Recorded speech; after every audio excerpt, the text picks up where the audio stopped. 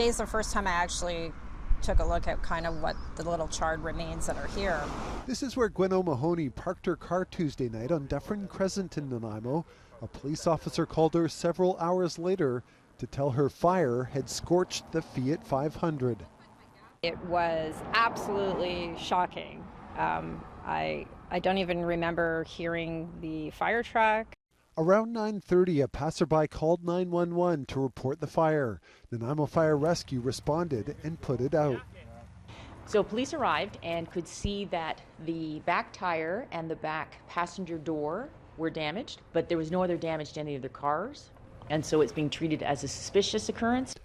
O'Mahony says she was told by police at the scene it was deliberate, that they found logs or kindling underneath her car.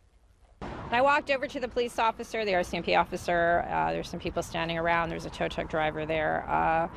And I said, I introduced myself. I'm Gwen O'Mahony. And she looked at me and she said, okay, so do you have any enemies? And I said, yes. Well, I'm a conservative, a BC conservative. I imagine I have a few.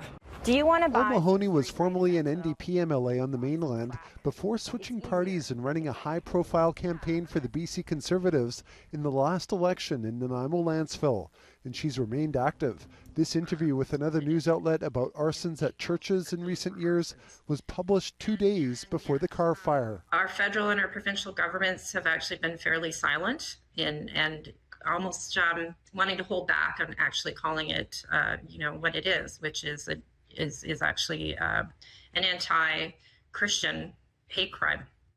And it just seemed a little too coincidental that suddenly my car was lit on fire.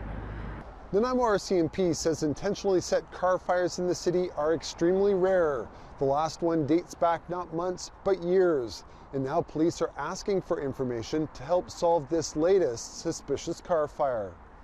If anyone has dash cam footage, if they could review that between 9 p.m. and 9:30 p.m. on the 11th, and if they see anything suspicious in that footage, if they could call the non-emergency line, that'd be great. O'Mahony says this won't silence her and she'll continue to speak out on issues she believes are important to the province.